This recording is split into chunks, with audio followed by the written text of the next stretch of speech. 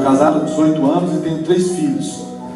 Minha filha mais velha chama Camila, tem 17. Meu filho do meio se chama Isaac, tem 14. E a Rapinha do Tacho tem 4 anos e se chama Ravel. E aqui represento a minha família na fé, que é a Igreja Shalom. Tenho a bênção do meu pastor para estar aqui, que é meu irmão mais velho, que chama-se Pastor Moisés. E trago o coração da minha esposa. Ela está comigo nos Estados Unidos, só que ela está na casa de irmãos na Filadélfia. Amém? Curva sua cabeça, feche seus olhos. Oremos. Pai, te louvamos pela tua palavra, porque ela é fiel, porque ela é verdadeira, porque ela não nos desampara, Senhor, porque é pela tua palavra que somos ensinados, somos repreendidos, somos, ó Deus, direcionados. É pela tua palavra que o Senhor se revela a nós. Por isso clamamos nessa noite que a tua palavra nos alcance os nossos corações, alcance a nossa casa, alcance a nossa família, que a tua palavra em nós nos gere fé suficiente, ó Deus, para vivermos o teu plano para nós. Que a tua palavra, Deus, nos alcance, que o Senhor nos fale por intermédio dela, no nome de Jesus. Amém. Glória a Deus. Queridos, nada é tão importante na palavra de Deus quanto a capacidade, a possibilidade que a palavra de Deus nos tem de nos conduzir ao céu. A palavra de Deus, ela tem o seu grande chamado, que é de conduzir o homem ao céu. Não sei aqui, mas no Brasil, algumas igrejas têm perdido a capacidade de falar do céu. E o céu é aquilo que a palavra mais importa. A eternidade é aquilo que a palavra mais nos direciona. Mas quando nós falamos de uma palavra que nos fala sobre a eternidade, nós vamos percebendo que a palavra fala muito pouco de como será o céu e fala com abundância de como viver na terra. Temos poucos detalhes de como será a eternidade, temos poucos detalhes de como viveremos nessa eternidade. Porque quando nós partimos do plano natural e entramos no plano espiritual, quando morremos ou quando Jesus nos buscar e entrarmos nessa eternidade, essa eternidade ela é única e exclusivamente responsabilidade de Deus. E Deus é perfeito naquilo que faz. Então não precisa existir em nós a preocupação de como será na eternidade, porque essa eternidade é de Deus. Ela é única e exclusivamente responsabilidade de Deus. Mas para estarmos na eternidade, precisamos passar pela terra e aqui viver. E como vivemos aqui é que determina se entraremos ou não na eternidade. Então, quando Deus nos revela a sua palavra, Ele se preocupa muito mais em nos dar detalhes de como deveremos viver aqui do que como viveremos enquanto estivermos lá. Porque para estar lá é necessário ter sabido viver aqui. Então Deus vai nos ensinando como devemos nos portar na terra, porque como nos portamos na terra é que nos garantirá ou não a entrada no céu. E o fato de você estar na igreja não significa que você vai entrar no céu. Que é isso, pastor? Isso é coisa de o senhor falar para nós? Vem de tão longe para falar uma coisa louca dessa? Mas não sou eu que falo, é a palavra que fala. E muitos naquele dia me dirão: Senhor, Senhor, em teu nome fizemos, em teu nome fizemos e não entraremos. Porque ao fim da verdade, a palavra de Deus nos revela que o que nos faz entrar no céu não é o que fazemos, é mais quem somos. Quem somos significa muito mais para Deus do que aquilo que fazemos. Se eu disser uma palavra, eu vou dizer algo aqui, você vai me dizer a primeira palavra que vem na sua mente, ok? Todos uníssonos, ok? Noé. Arca. É imediato. Nós condicionamos o pensamento humanista de medir o homem por aquilo que ele faz. Mas Deus, quando olhou para Noé, não considerou o que Noé faria, porque considerou primeiro quem era. Ele vira e fala assim: Noé é homem íntegro e justo. Então, quando a palavra de Deus nos revela aqui, Deus se preocupa como nós conduzimos a vida aqui, porque a forma com a qual nós conduzimos a vida aqui é que vai nos conduzir ao céu. Nós vamos percebendo que Deus faz questão de revelar na sua palavra intimidade de grandes homens e de grandes mulheres. Deus expõe, coloca público a vida de homens e mulheres que nos antecederam no Velho Testamento e também no Novo Testamento, para que a vida desses irmãos fosse para nós referenciais de caminhada. E como hoje é um culto das mulheres, é um culto onde as mulheres estão encerrando suas atividades do ano, eu me sinto muito orgulhoso, privilegiado com esse presente que Deus me deu de estar aqui. Pastor, eu tenho quanto tempo? Porque bem-aventurado, irmãos, os que falam pouco, porque serão convidados novamente. Amém? Como eu sou pretensioso, eu quero falar na medida do que me derem de tempo. Mas voltando, queridos, a Bíblia nos registra história de grandes mulheres. Mulheres que a sua vida foram cruciais na construção da história do cristianismo e na construção da história da humanidade. Isso se inicia lá no Jardim do Éden. Eva teve um comportamento crucial na história da humanidade. E de lá para cá nós vamos percebendo que as mulheres não são coadjuvantes na construção da história. Que as mulheres não são parte de um todo, mas são todo de uma parte. Que as mulheres foram fundamentais para que a humanidade chegasse aonde estamos, para que o cristianismo chegasse aonde está. E nós, como igreja, irmãos, durante muitos anos nós pecamos com as mulheres. Nós excluímos as mulheres do papel fundamental da construção e da participação. Mas a Bíblia nos revela, queridas e queridos, homens e mulheres, mas nessa noite atendo as mulheres um pouco, mas também vou falar da história de um homem. As mulheres tiveram histórias que foram tremendas, como a da rainha Esther. Que mulher tremenda, irmão. Que mulher que se coloca na brecha. Que mulher que chega a um exato momento da sua existência, que ela olha para si mesma e fala assim: para isso nasci e para isso cheguei aqui. Diga ao povo que ore e jejue, porque eu vou diante do rei pedir para o povo misericórdia. E ela chega à seguinte conclusão: se for preciso, se perecer, pereci, mas não deixarei de cumprir aquilo que Deus me chamou para cumprir. Amém, glória a Deus. Aleluia, Deus. Estou disposta a morrer pela causa pela qual nasci. Aleluias. E nós vamos vendo mulheres tremendas, mas também mulheres que erraram, como a mulher de Jó, que vive, eu tenho uma palavra que eu falo, a síndrome da mulher de Jó, que vira para Jó no pior momento da sua existência e fala assim: olha, te dou um conselho, amaldiçoa esse teu Deus e morre. No coração da mulher de Jó, ela chega à seguinte conclusão: se você tem um Deus que não te favorece, não vale a pena estar com esse Deus. Desista da vida e desista do Deus da vida. Vamos vendo, queridos, mulheres como Maria, que foi a única que entrava na presença de Deus e dizia assim: olha, nosso filho Jesus, porque Jesus é filho de Maria, nasceu do ventre de Maria. Maria foi o referencial de mãe que Jesus teve. E às vezes a igreja evangélica trabalha muito mal isso. Não tem nela divindade, mas teve nela graça, irmãos. Ela foi escolhida por Deus. Uma mulher que o próprio anjo Gabriel fala: tu foi escolhida. Há sobre você uma graça especial. Uma mulher que foi levantada do seu ventre, foi escolhida para trazer o nosso Salvador. Uma mulher digna, uma mulher justa, uma mulher íntegra, uma mulher que amamentou o nosso Salvador. Mulheres que fizeram parte de história, queridos. Nós vamos percebendo que muitas delas acertaram e muitas também erraram. E entre o acerto e o erro, queridas, nós vamos percebendo que entre o que nós fazemos na nossa vida e o que fazemos na nossa vida pode nos conduzir ao caminho certo ou pode nos conduzir ao caminho errado.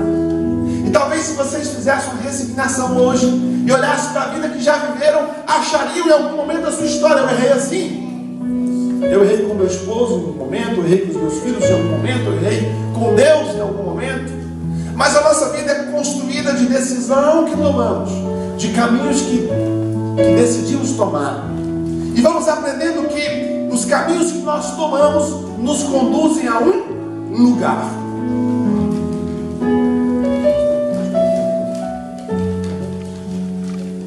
Eu não tenho costume com o clima de vocês. Então, hora está muito frio, hora está muito quente, né? E a gente se perde. Eu vou tirar um pouquinho o paletó, irmãos, porque eu estou suando. Mas nós vamos percebendo, queridas e queridas, que o caminho que nós tomamos nos direciona a um lugar. E a Bíblia nos ensina que enquanto homens temporais, quando eu digo homens eu falo de humanidade, enquanto homens temporais que somos, nós somos conduzidos a lugares e tempos diferentes, porque os tempos nos determinam nos lugares. Por exemplo, o livro de Eclesiastes, capítulo 3, diz assim: há tempo para todas as coisas, há tempo de nascer e tempo de morrer, há tempo de plantar e tempo de colher, há tempo de abraçar e há tempo de afastar. E a Bíblia vai nos ensinando que Deus cria para nós homens, enquanto homens da terra, tempos. Deus constrói ciclos de tempos para nós. Isso é muito claro em diversos momentos. Por exemplo, quando Deus dá 500 anos de escravidão ao povo de Israel dentro do Egito, Deus vem e fala assim: o tempo de escravidão acabou, é o tempo de iniciar a libertação. Deus sai de um silêncio e entra com uma palavra de libertação. A palavra do Senhor nos fala que José, quando foi levantado no Egito, Deus estabeleceu sobre o Egito 7 anos de fartura e 7 anos de miséria. Nossas decisões nos levam a lugares, e esses lugares nos levam a tempo. Jó viveu um tempo de extrema provação, mas depois viveu um tempo de extrema restituição. Que tempo você vive hoje? Que lugar você vive hoje? No que diz respeito a você como ser que Deus te criou, a você como mãe, a você como pai, a você como marido. Como está o tempo chamado hoje? Queridos, nós às vezes, por nossas decisões que tomamos, vivemos tempos dos mais diversos. Tempos de angústia, tempos de luta, tempos de dificuldade, tempos de bonança. Quantos de nós não temos na nossa história tais tempos?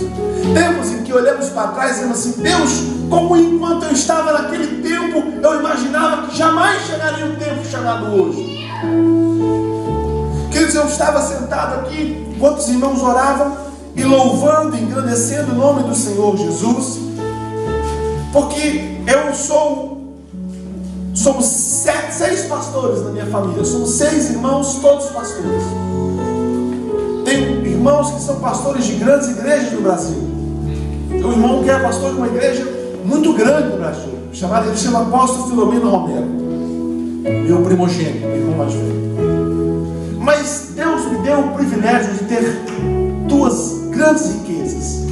A primeira é asas, queridos, porque eu sou o único dos irmãos que acho que conheço, só não conheço a Ásia, mas conheço toda a Europa, conheço o Oriente Médio, conheço a América, viajo muito, prego muito para fora. Eu estava sentado ali falando: meu Deus, que privilégio que o Senhor me deu de hoje estar nos Estados Unidos falando aos irmãos da igreja brasileira aqui.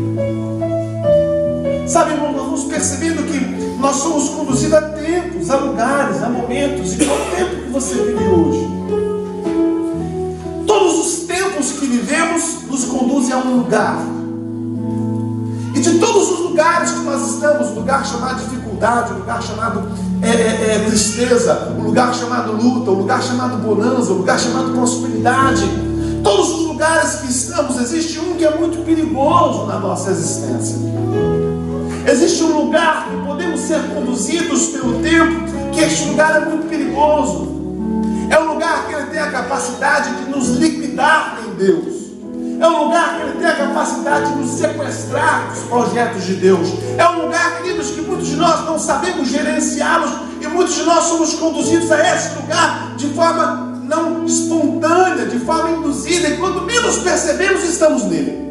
Eu quero falar nos próximos 30 minutos. Alguém pode me emprestar um relógio? Eu sou muito preocupado com o tempo, irmãos, porque eu sei que vocês vivem uma vida muito agitada aqui. Muitos estão cansados hoje é sábado. Eu não quero ser inconveniente na condução do tempo. Eu estou sem relógio, não vou devolver, viu, querido? Eu sou de Anápolis, mas sou gente boa. Perto de Brasília, mas sou honesto, viu, pastor? Eu quero falar sobre um lugar chamado desistência. Sabe, irmãos, nada é tão complicado na vida cristã quanto a possibilidade de desistir.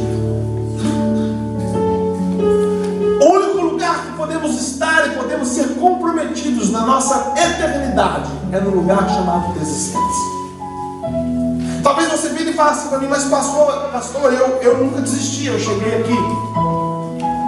O grande problema do lugar chamado desistência é que ele cria uma falsa visão de continuidade. E continuidade nem sempre significa não ter desistido. Abra sua Bíblia comigo no livro de Números, capítulo 10. Essa água aqui, Deus, é para mim.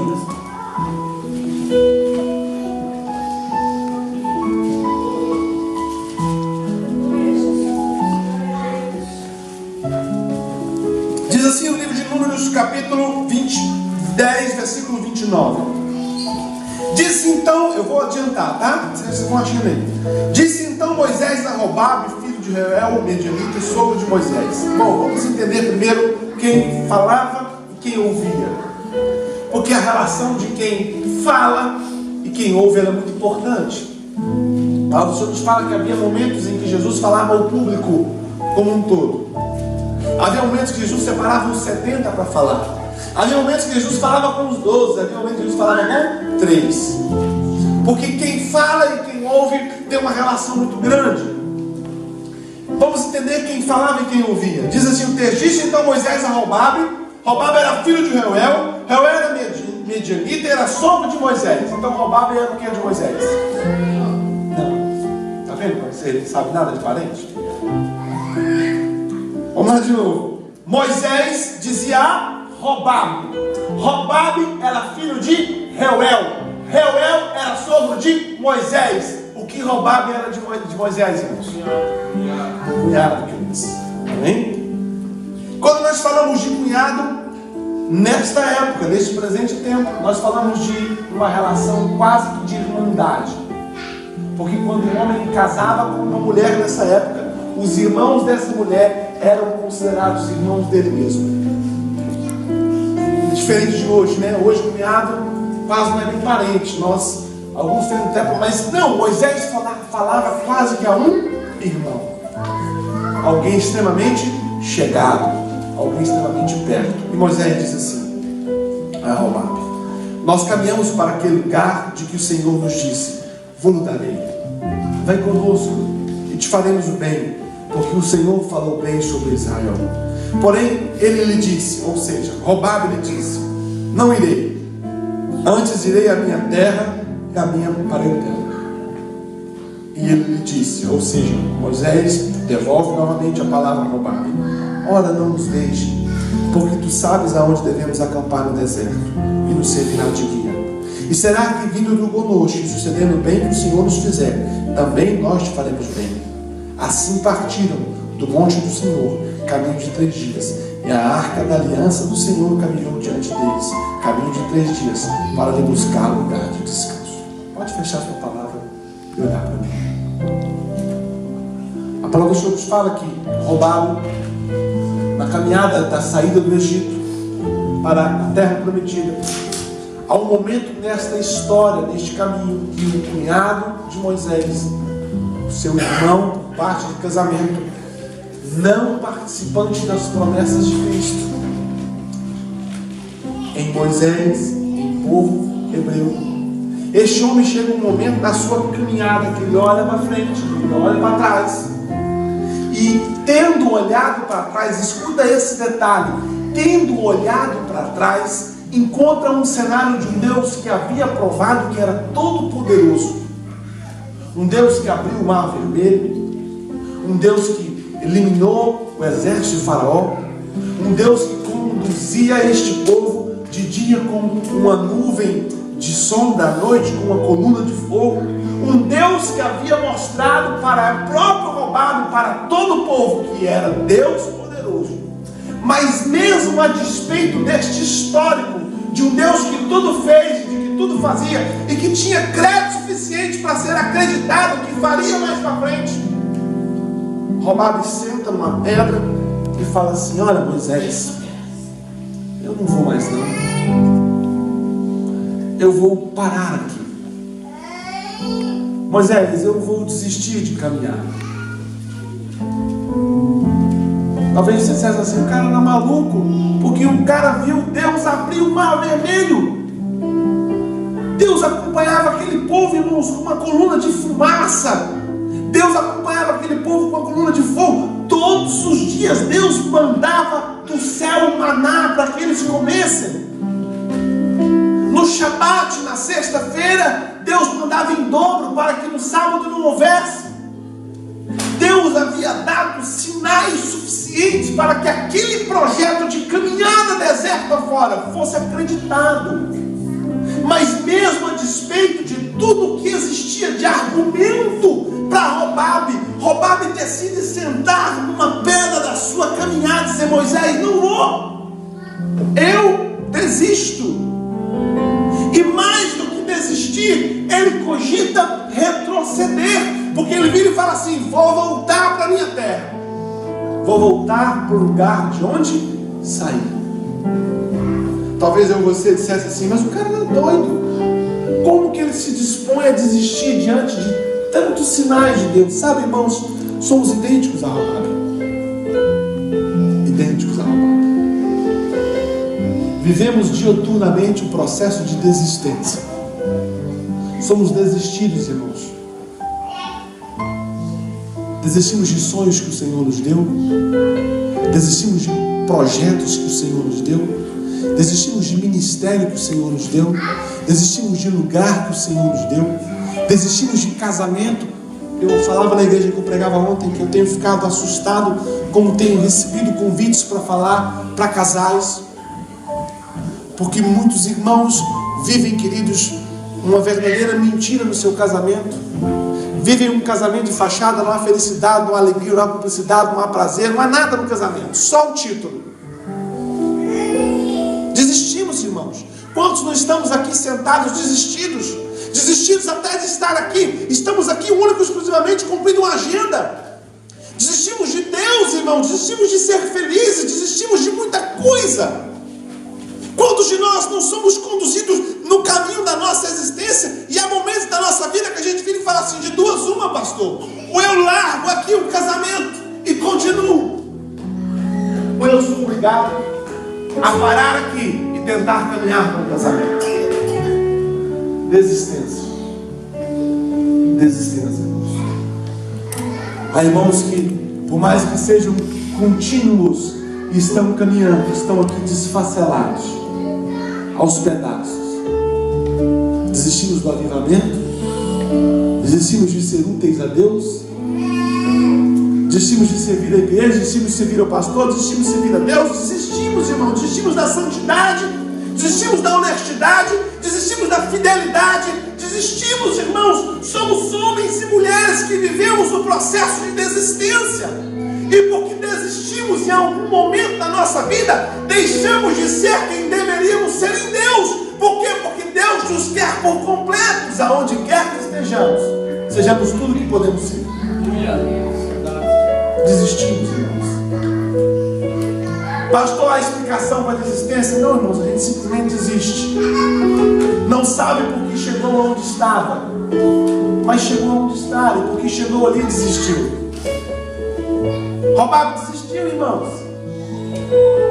Nós temos tudo, nós temos a palavra, nós temos a cruz, nós temos o sangue, nós temos todos os argumentos, os mesmos argumentos que Robabe tinha na época, nós temos hoje, para não desistirmos de nada, para não desistirmos de nenhum sonho que o Senhor nos deu, para não desistirmos de saúde, para não desistirmos de prosperar, para não desistirmos de sermos felizes, para não desistirmos de sermos servos, para não desistirmos de sermos úteis, para não desistirmos de sermos crentes. Mas mesmo tendo tudo o que precisamos para não desistir, desistimos. Do que você já desistiu até o presente dia? O que já ficou para trás aí? Há muitos de nós que deixamos pedaços de nós mesmos em tempos passados. Mas Moisés faz um processo de resgate de Robabe. E eu vou falar rapidamente sobre o que Moisés faz para fazer com que Robabe não desista. A primeira coisa que Moisés traz a referência da caminhada. No capítulo, versículo 29 diz assim: então disse Moisés a Robabe, filho de Reuel, midianita, sogro de Moisés: nós caminhamos para aquele lugar que o Senhor disse, vos darei. Sabe por que nós não podemos desistir jamais? Porque quando nós nos conduzimos a não desistir, nós optamos por entrar num lugar que Deus preparou para nós. Sabe, irmãos, no coração de Deus, no projeto de Deus para você, há um lugar que o Senhor preparou para você, um lugar de sucesso, um lugar de paz, um lugar de graça, um lugar de misericórdia, um lugar que deve ser considerado sempre da vontade de Deus. E se você pensar em desistir, você jamais chegará nesse lugar. Moisés vira para roubar, para se roubar, e não pode desistir. Não desista, por quê? Porque mesmo a despeito do que está dentro de você, eu quero te dizer que há um lugar preparado para nós, há um lugar só nosso, há um lugar que o Senhor escreveu a sua felicidade, a sua alegria, o seu prazer. E se você desistir hoje, você jamais conhecerá esse lugar. E porque eu quero chegar nesse lugar, e porque você precisa chegar nesse lugar, não desista. Aleluia, Deus. Glória a Deus. Toca no irmão que está do seu lado e fala assim: há um lugar para você, querido. Diga assim: há um lugar só seu em Deus. Não, você pode conseguir fazer isso melhor. Diga assim: há um lugar só seu em Deus. Por isso você não pode desistir. Sabe, irmãos, olha para o pastor. Sou feio, mas sou simpático. Não desista. Porque desistir significa desacreditar de tudo que Deus falou a seu respeito. Moisés fala para Roubado, não para não. Eu sei que parece meio doido o que nós estamos fazendo, Roubado. Eu sei que parece meio inconsequente o que nós estamos fazendo. Eu sei que até parece que nós estamos perdidos. Mas mesmo com toda essa aparência, Deus nos falou que nos daria. E se Deus nos falou que nos daria um lugar para nós, vale a pena acreditar em Deus. Sabe, irmã, seu filho que tem te dado trabalho. Ah, pastor, vou largar a mão desse menino, larga não.